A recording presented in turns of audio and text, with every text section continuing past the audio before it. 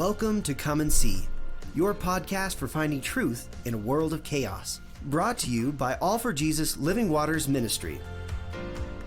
With host and founder Richard Case and co-host and retreat leader Kathy Ricconi. Today is our special guest day, where we will hear from a friend of the ministry who will share their insight and stories on truth in this chaotic world. And now your host, Richard Case.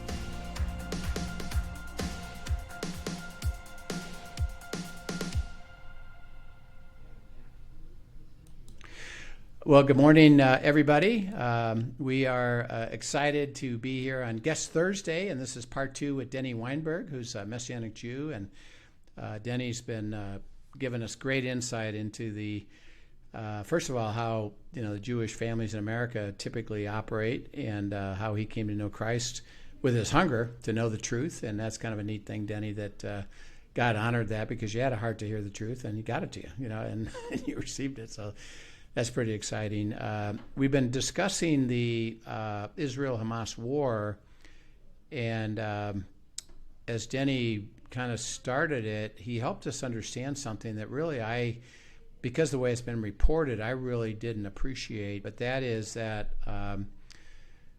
for what would you say, Denny, 2 generations now of people in Gaza. Gaza, remember, is south part of Israel next to Egypt, and then there's Jordan would be on the east side of that. You said something that kind of hit me, and I didn't realize it. It did explain something, because I did understand, and I had a question. They don't travel. They're not allowed to travel. They can't just go to Egypt. They don't go to Israel. They don't go to Jordan. They don't go anywhere because of their identity as a terrorist group, right? Yes, and their lack of identity with any of the other countries. Yes. Mm-hmm. So if there's an Egyptian in Gaza, working in Gaza, that person can travel back and forth. If there's an Israeli that's working in Gaza, that person can travel back and forth. And actually, there are people that live in Gaza that work and are known in Israel. They can travel back and forth. Okay. But they are connected. Okay. And we do know that the area is called Sunni, which would be what Jordan and Egypt are, but because of their extremism, they really don't allow them to be part of their Sunni, approach, right? Well, I think they see that many of the residents of Gaza are dangerous. They see the same thing Israel does, that why would we want them in our streets? Because they're not trained to do anything. They have been trained up to be haters and killers, and that's all. And they've destroyed they've made nothing of their own land, which is beautiful. You think about this. This is Mediterranean coastland, almost the entire Gaza. It's gorgeous. This would be a resort with almost anyone else there to make something of it. And they're, because their view is, we're exiled in this beautiful place. And so it's somebody else's fault. They're just filled with hatred. And that's been promoted family by family for a couple of generations, and probably lost even the reason why. It's just built into who they are. Yeah. Yeah. And you said something that really hit me as well, is that typically in a war, and there's refugees who would like to escape the war itself, countries around them tend to take them on. It happens in Europe. It happened with Russia, etc. And I wondered, because I did notice that Egypt and Jordan wouldn't take any refugees. Right. And remember, it's being portrayed that they're kind of innocents, just caught up in a battle between their military people and Israel, and they're just innocent bystanders. And I said, I wonder why they won't take them. Well, you explained it. It's because they're all in that ilk of terrorists, and with a desire to kill people, including even those in Egypt and Jordan. So they really have nowhere to go, so to speak. And but they're not innocent. they're really part of the fabric of the terrorism against Israel, particularly. And everybody, they have like 2.5 million people. They all really kind of buy into that, right? Yeah, and you could say the young people are victims of it. Maybe even the middle-aged people are victims of it. But it began somewhere, and it became part of the cultural development of kids when you have kids. I mean, you hear these stories about kids being birthed solely for the purpose of terrorism. And, we love our children. We want our children to do better than we did, and it's so embedded in our cultural norms. It would never occur to us that there could be a civilization that has evolved that way. Yep. And so it's terribly sad. There's plenty of victims of all of that. You just because I'm a victim of the things my parents failed to do. Can you imagine if your parents basically reared you to kill your neighbors? That was the only purpose in being born. Yeah, you're a victim of that. Yeah. So given that, and Israel got attacked, where they typically, Kathy and I portray it as, Iran and Hezbollah and Hamas, in the past 10 years or so, they've been nuisances. So they lob missiles once in a while, and they remind everybody they're there, and if they can kill some people, that'd be great. But they never really attacked them like they did in October, where they did a ground operation. They sent like 3,000 or 4,000 missiles at once, killed a lot of people. Went to concerts and killed people and have hostages, and they really had a gigantic attack on Israel. And of course, Israel responded with, "Okay, that's it," and we're going after you, and we're going to annihilate you. I mean, that's what we hear from them. So give us perspective on what is Israel thinking and doing, and where the state of the war is, and what do they do? Because ultimately, if what you're saying, and again, I'm just looking at it purely logically, wouldn't they have to destroy the entire area and all the people in the area if they're really going to eliminate terrorism from that area? Help us understand that. Yeah, so I was told something very interesting on one of my conversations with one of these folks over there. He said, and I don't know that we really quite appreciated this in the United States. If you remember, Netanyahu was a borderline popular leader there. And they're not just a two-party country. They have multiple parties, yep. And you can't rule unless you are able to bring a coalition of over 50% and build a parliament. You build a government every time you're elected. Yeah. And all it takes is a vote of no confidence, and that whole process starts over. Yeah. And so Netanyahu was able to cobble together a government. It was very, very difficult for him the last time. There's a lot of opposition to him, and for a lot of reasons. But some of the reasons had to do with international issues and relations with the United States. All that. There's all those normal things. When this war broke out, and it's very, very tense between the parties, just like it is in the United States. There's just more of them. When this war broke out, one of the first things Israel did was they gathered together all of the parties. This happened within a couple of days. Try and picture this. They gathered together all the parties, and they created what they call a unity government. They said for a unity government to be formed, it means that every single faction has to agree up front, and they sign a contract that has all the principles, all of them. And they did that within 3 days. Wow. So even though Netanyahu was agreed to lead this, he's bound by the terms of that contract. Picture this. When a president in the United States, is elected, that he and Congress are forced to sign a contract that says, here's the things we stand for, and if we don't fulfill them, we're out. They do. That's how the government is formed. So what we have now is a government that has basically discarded all partisanism, because they're going to win this war. That is how committed Israel is. It's hard to fathom when you think about how government works. They're hard to fathom. So they are going to win this war above everything. If they have to transform their entire economy, if the people there have to, like we did in World War I, darn socks, and all of our factories are going to be converted to military. If that's what it takes, that's what they'll do. And there's 100% agreement across the country because all politicians agree. Yeah. Wow. So when they say we're going to destroy Hamas, I guess whatever they define as destroying Hamas, they're not going to stop till they're done. Yeah. What he said. Yeah. So when you think about that, by the way, that's kind of new information. I knew that they had come together. I didn't realize it was actually a formal thing. And when on the other side of that, Denny, is there a place or a time when they could say, okay, we fulfilled this unity government, we can go back to not agreeing anymore? Yes. I think that's what he was saying. This guy had supported one of the other parties. I can't remember which. He's a very conservative guy, but he didn't support Netanyahu's party. Once this is fulfilled, I think that's exactly what will happen. They'll go back to their factions, and there probably will be a call for the removal of Netanyahu, according to him, and they'll go through this all over again. Once there's a call for no confidence, vote of no confidence.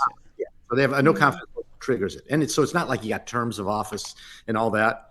You go until there's a vote of no confidence. There's a whole process for that to happen. It's not like what happened in the U.S. House of Representatives where one vote calls for you got to throw out the speaker. It's more sophisticated than that. But once that happens, they've got to, and if it's legit, they've got to somebody's got to try and form a new government. Yeah. And Kathy, I don't know if you remember, but we actually talked about this process because there was another prime minister that had gotten apart, the 50% together.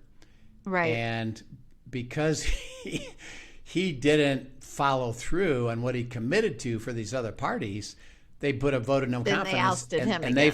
they forced a new government. And it's not like, well, yeah, but let's give it some time. It was it. A new government has to be formed. Because he didn't follow the commitment. So it's not like, hey, I don't like you, no confidence. So, which is what we deal with. It's all emotion and party politics, as opposed to there's an agreement to how to run the government. You either stick with it or you fail, and then you deal with consequences either way. Okay, so given that, and they're all committed to it, what have you gotten anybody to help you understand? What does that look like if they say, well, we're going to win the war? How are they, at least at the moment, thinking about that? What would determine if in their minds they won the war? I think what we don't hear or think about is that the answer to that question is about the next step and an international coalition. We think that what they're saying is we're going to go fight and then somebody's going to have to deal with the aftermath. They're thinking the only way to declare victory is there is a successor that they trust that can rebuild Gaza, because there's nowhere for these people to go. Interesting. And they know, they have a sense of who that coalition needs to be. And it's heavily Arab, but it's Arabs that they can deal with, that are mature, that are successful countries. And right. And so that's in their thinking. So that's what he. So that means that they have to make sure that there's no, let's say, voices saying, no, we're gonna reform up and we're gonna be what we've been. So they got to get rid of those people, and then the population has to have at least a willingness to let this new coalition say, hey, we're going to benefit you if, and you need to support what we're doing and don't go back to your terrorist activity and destroy everything that we're just about ready to do, if you'd be willing to accept it, right? Is that how it's going to go, or have to go? Of course, there's always if you just stop saying Israel's got to be wiped away, just accept Israel. That's the only thing that Israel wants out of this. Just accept us as a country, as a sovereign country. Yeah.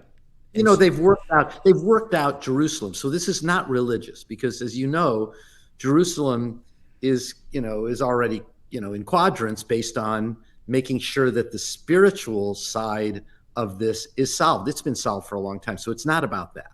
It's interesting. And so I'll say one other thing that in one of these conversations, they're also not just thinking about Gaza.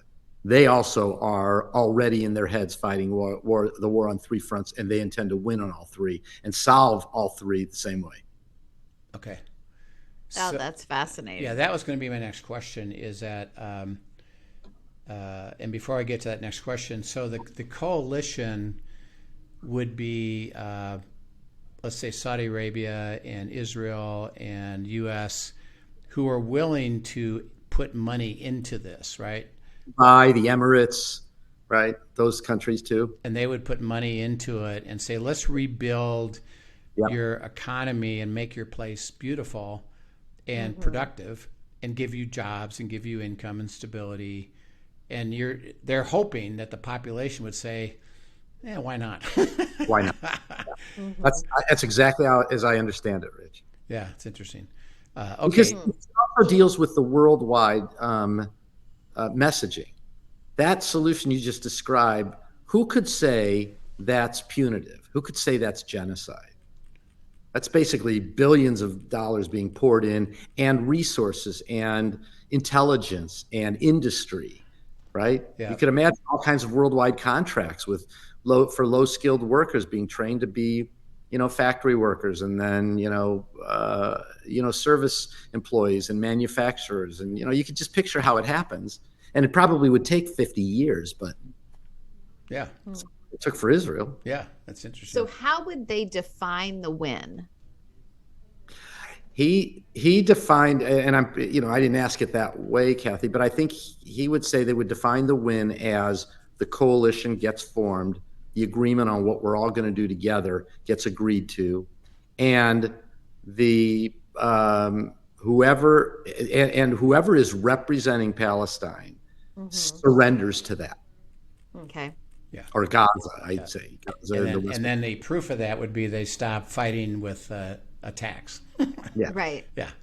Okay. And I don't know how that happens. rebuild. Yeah. Our problem, of course, is they're the puppets, and so for that to really work somehow, you got how do you deal with Iran in all of that? And so but those same countries, they're essentially at war with Iran too. It really comes down to the United States saying, we're going to get a little tougher. We're going to, sanctions, all of that stuff, which is now being talked about again. Yeah. So let's go to that bigger story, and that is you've got Hezbollah on the north, you've got Syria, Turkey, but Iran on the east, and the Palestinian Authority, Authority. So, one question before we get into the broader solution: why is your friends over there, people explaining why didn't or aren't they escalating themselves to take advantage of, since Israel is putting so much attention on Hamas and Gaza, seems strategically what a great time it would be to just go after them and fight them from all these different fronts. Why haven't they escalated the war? I had the impression, because I did ask that question, I had the impression that is happening. It is. It's okay. just there's a lot amassing, and there's a lot of activity in those areas. They've moved some soldiers out of the south and up to these other areas. What gets reported is it's defensive, but he seemed to think, no, this is all part of that strategy. Okay, so the possibility is that could escalate further. Yeah. We think we're led to believe that would be catastrophe, and that Israel couldn't handle a war on three fronts. And he seemed to think, no. This is we're good. What would you say, if you don't mind sharing? What are we not hearing? In our news sources that they're hearing in theirs, and they're seeing and experiencing. I know you have a unique view, having friends over there, and there are things that I feel like we're not privy to, or we're not getting the full picture of. Yeah, I asked him about his news sources when we were together at lunch a couple of weeks ago, and he said, quite frankly, he gets most of his most important information from Al Jazeera. He said it's not what you. He said it's actually not what you think, and it's not what it was. He thinks all of the Western media is worthless, all of it. It's been on every side and really uninformed. Yeah, including European news and all of that. Yeah. Did he say anything specifically as to what he does know that we aren't hearing at all? I think it was, we've talked about it, the strength of the conviction, their understanding of what victory would have to mean, I think also he talked a lot about how universal the emotional, both shock at the fight and the relentlessness of the ADF. They will not give up, but also how, because I've always wondered, did they know this attack was coming? How'd they miss it? And he said, there will be a penalty to pay for how they missed this. That'll come. Yeah. We also said, I shouldn't attribute this to anyone, but I think there's many in Israel who accept that the hostages are all gone. Yeah, that was another thought of that at this point, because we don't hear anything about it. Yeah, you were questioning that recently. Probably they're gone. Yeah. And so they're not going to be operating their military strategy around even though they'll keep trying.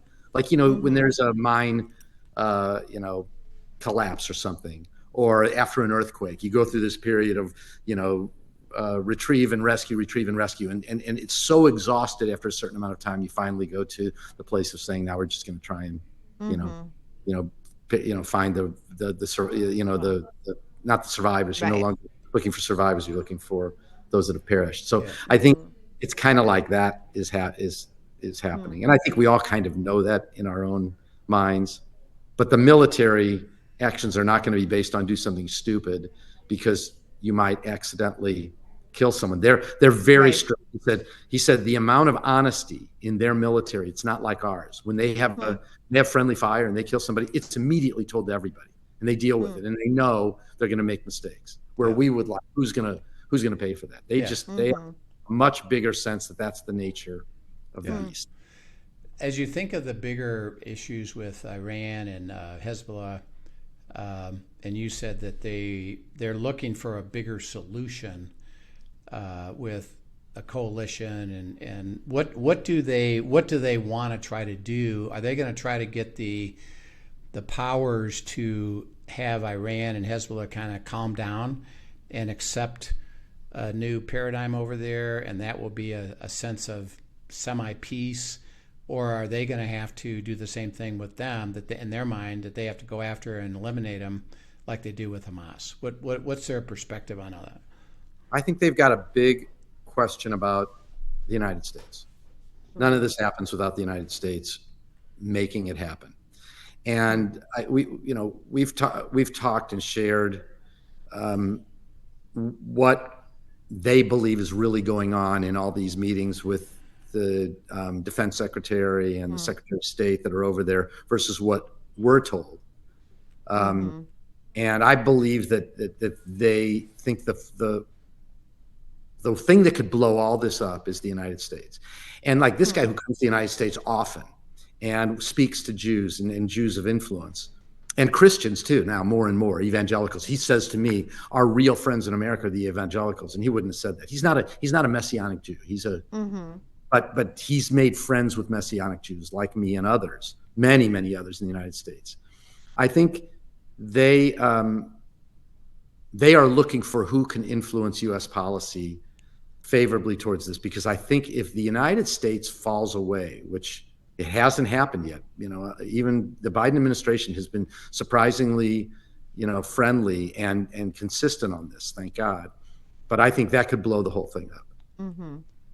Yeah. And what would they, from their perspective, I'm talking about Israel, what would they like to see happen with Hezbollah and Iran, who they know are against them, just like Hamas was? They're not at the same level of fighting with them, but they know that they are. If they could, what would they like to see happen, or what would they like to see the coalition do? Well, it's under Trump, huge sanctions on Iran, and it's almost like all the same border arguments too. It's very clear that what's happening now, appeasement with Iran, if it's not responsible for why this occurred, it certainly was a major input, because it wasn't going on before. So I think the hope would be a return to very, very stiff sanctions and real punishment directly at Iran, because that's where all of the money is flowing. And how do you stop the flow of money from oil in Iran. This is energy policy in the United States. It's what are you going to do about the Red Sea? Are you going to create embargoes and try and control the what is this? The Suez Canal, and are we going to be so energy sufficient that we can supply the rest of the world? Are we going to go back to really tough sanctions on Iran? That seems, and it means you got to deal with Russia, you got to deal with China. But I don't know. I don't know how that's not dealt with. And my impression is they see that as they really saw that policy set as much more favorable. Yeah, interesting. Well, boy, we got a lot to keep talking about. Maybe Kathy, we should have Denny as a regular every month or two. Because catch up. It's very helpful. It's fascinating to hear this. It's very helpful, Denny, because it answers some basic things, and it'll be interesting to watch how this starts to play out and see if what does come together, what doesn't come together. Ultimately, and we'll have you back and talk more about this, is that obviously Israel survives because they're there at the very end in the scriptures, but the world does come against Israel. So, right. So we want to bring you back. At some point, it will tip. We want to talk about is that, in the Saudis and Egypt and Jordan and UAB, and they're all actually wanting to just things settle down and just be fine economically. Let's just get together. But ultimately, they come against Israel, and we'd like to talk to you about what do you potentially see as why would that, if they do move to some let's say coalition that is favorable, what would cause that to go the other direction, which is going to happen, and so those are some of the questions we want to bring you back and talk to you about, because I think you knowing the scriptures can give thought to that, and we'd love to hear what you have to say. So absolutely. So, it's been fascinating having you on here. Thank you for sharing your insight, and just you have a unique perspective and even just relationships there, connections that can offer insight that we don't have access to otherwise. No. So I appreciate that. Yeah, thank you so much, Denny. We pray over you and pray, Father, that you would bless Denny and this phase of life that he's in with Allie and his kids, and thank you for his using his heritage and his interest and his ability to be connected to understand these things and then to communicate that with us. And we have a lot more to learn and to understand, and it is helping us get perspective on what is happening and what is going to happen. And so I just pray that you give him favor and insight and continued revelation that we can receive. And we praise you and pray blessing over him in Christ's name. Amen. Amen. Well, thank you so much for joining us. And thank you to our listeners. If you have questions, send them in to us at questions@abideministries.com. And we look forward to seeing you next time. Yep. We'll see you then. Thanks, Denny. Thank you for joining us for today's episode of Come and See, your podcast for truth in a world of chaos. Brought to you by All for Jesus Living Waters Ministry. Send us your questions and comments, and tune in tomorrow for more answers to your personal questions about living life in God's truth. Remember, God's will is best and none better. His truth brings peace in this world of chaos.